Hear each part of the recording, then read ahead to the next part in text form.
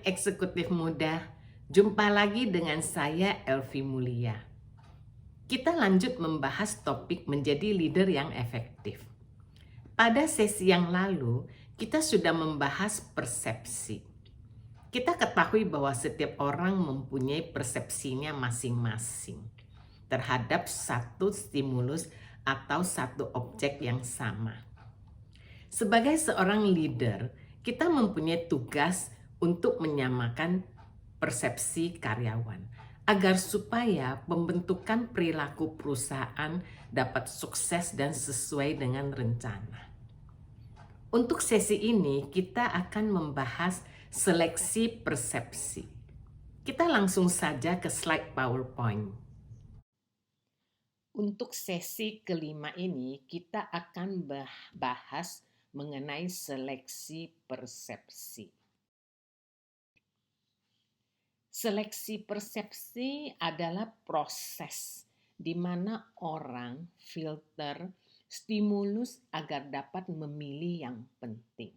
Jadi kita melakukan seleksi, itu kita melakukan filter terhadap stimulus. Seleksi persepsi bergantung pada dua faktor. Faktor eksternal dan faktor internal. Faktor eksternal ada 6. Kita lihat satu persatu ya. Yang pertama adalah ukuran. Semakin besar ukuran, semakin mudah kita lihat atau kita bandingkan. Seperti kita melihat gajah akan jauh lebih mudah daripada melihat tikus dari jauh. Yang kedua adalah intensitas. Semakin intens, semakin mudah dipersepsi. Seperti suara. Kalau kita bicara dengan orang, suaranya lantang itu jauh lebih mudah untuk kita menangkapnya daripada suaranya yang halus, yang very soft. Demikian juga dengan sinar. Melihat sesuatu di bawah sinar remang-remang tentu jauh lebih susah daripada melihat objek di bawah sinar yang terang. Demikian juga memo. Yang ketiga adalah kontras. Objek yang kontras dengan latar belakang atau objek lain memberi pengaruh pada persepsi. Kita lihat contohnya. Ukuran. Kita melihat pohon kelapa dari jauh tentu lebih mudah daripada kita melihat bibit. Pohon kelapa yang sudah besar kita langsung tahu bahwa itu pohon kelapa. Kalau kita melihat bibit, kita tidak dapat langsung menentukan bahwa bibit ini adalah calon pohon kelapa atau mungkin bunga mawar, pohon bunga mawar. Nomor 2 yang intensitas itu seperti memo. Saya mendapatkan 2 memo. Kita lihat ya. Yang satu isinya, Elvi kalau ada waktu tolong ke kantor saya. Tentu ini memo dari atasan ya.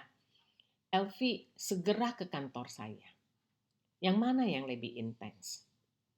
Tentu saja Elvi segera ke kantor saya. Sehingga persepsi saya adalah bahwa saya harus segera ke kantor bos. Yang ketiga adalah kontras.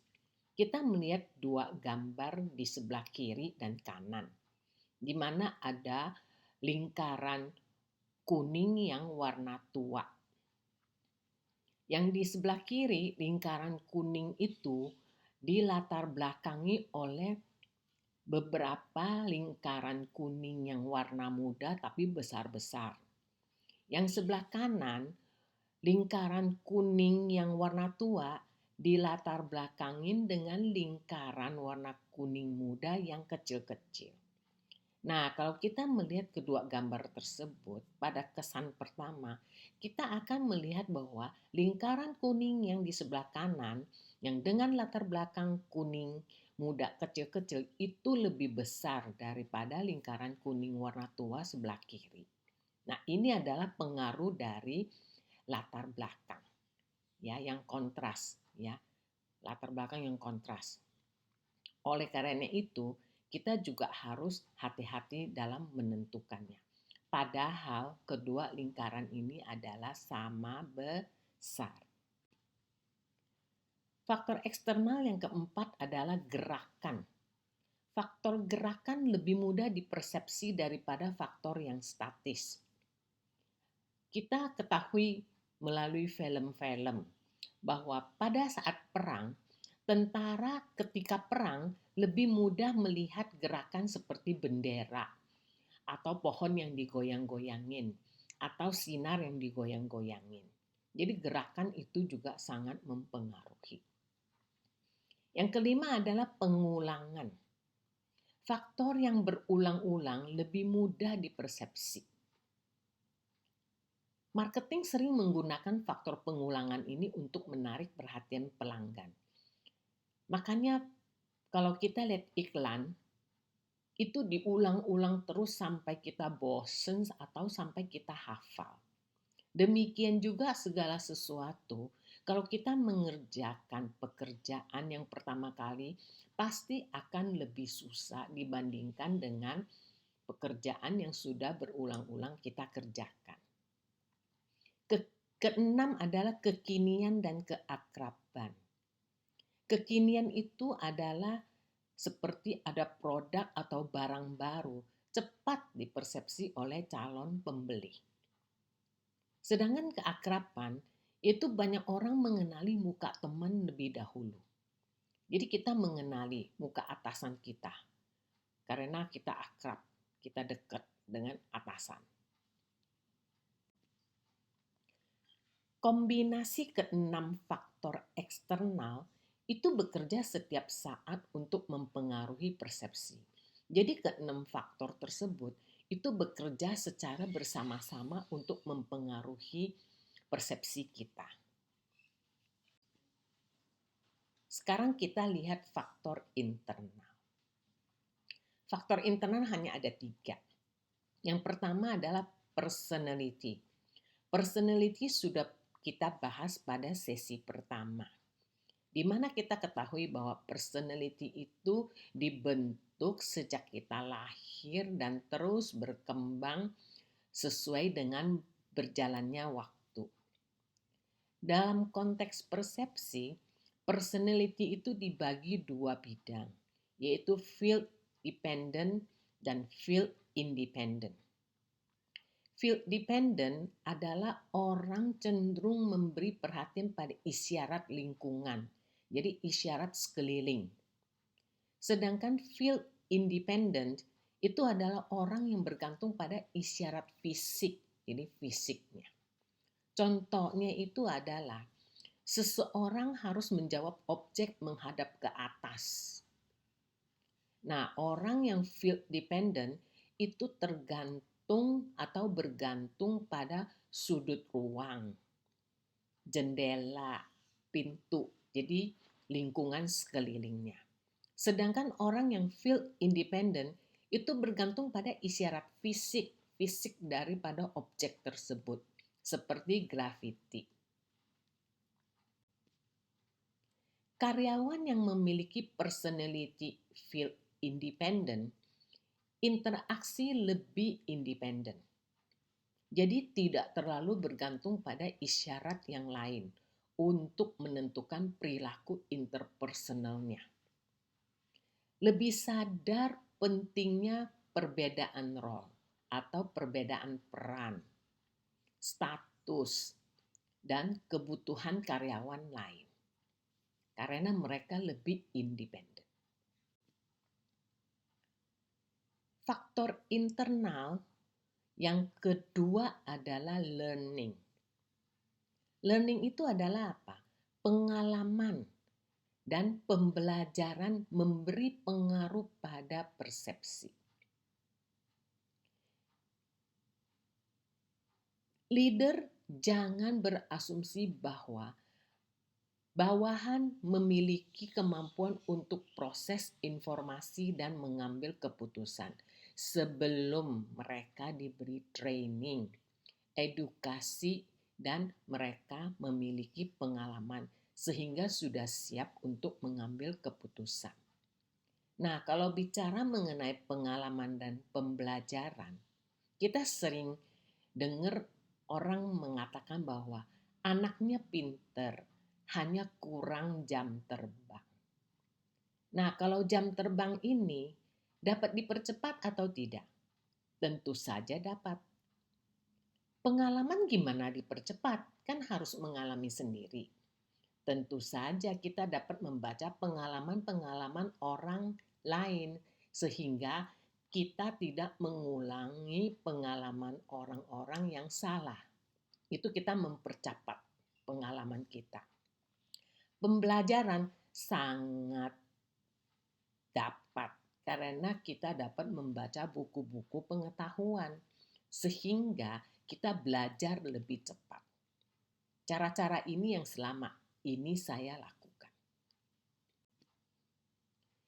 Leader harus belajar menangani karyawan dari semua divisi, departemen, bagian. Karena mereka memiliki persepsi berdasarkan kepentingan divisi masing-masing. Jadi sebagai seorang leader, kita harus dapat melihat secara holistik, yaitu secara keseluruhan, mementingkan kepentingan perusahaan daripada mementingkan kepentingan divisi. Faktor internal yang ketiga adalah motivasi. Motivasi memainkan peran penting untuk menentukan persepsi seseorang. Kebutuhan dan keinginan merupakan motivasi yang berpengaruh pada persepsi seseorang, sangat berpengaruh. Kita lihat contoh. Ketika sedang rapat, handphone Anda bergetar. Apakah Anda keluar terima telepon? Ini tergantung. Apabila Anda sedang menunggu telepon penting, pasti keluar untuk menerima telepon tersebut. Ini adalah pengaruh dari ekspektasi dan motivasi, karena kita sedang ada keperluan. Orang proses stimulus yang menyenangkan lebih efisien, tepat, dan cepat daripada stimulus yang tidak menyenangkan. Ini sudah kodrat alam. Kita lebih senang good news daripada bad news. Sehingga persepsi kita terhadap good news itu biasanya itu lebih cepat, lebih tepat, dan lebih efisien daripada adanya bad news.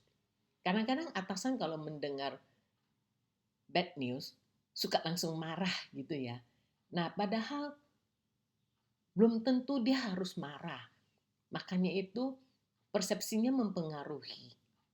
Sehingga langsung marah. Padahal harusnya kan mendengarkan dulu, evaluasi, baru mengambil keputusan apa yang harus dilakukan. Yang nggak perlulah marah-marah. Ya, oke, kita selesaikan saja sesi 5 ini, yaitu seleksi persepsi. Yang ada 2 faktor penting, eksternal dan internal. Eksekutif muda, kita sudah selesai membahas seleksi persepsi. Kita ketahui bahwa seleksi persepsi dipengaruhi oleh 2 faktor, yaitu faktor eksternal dan faktor internal. Untuk sesi yang akan datang, kita membahas menyusun persepsi. Sebelum kita berpisah, jangan lupa like dan subscribe. Terima kasih sudah mendengarkan saya. Bye.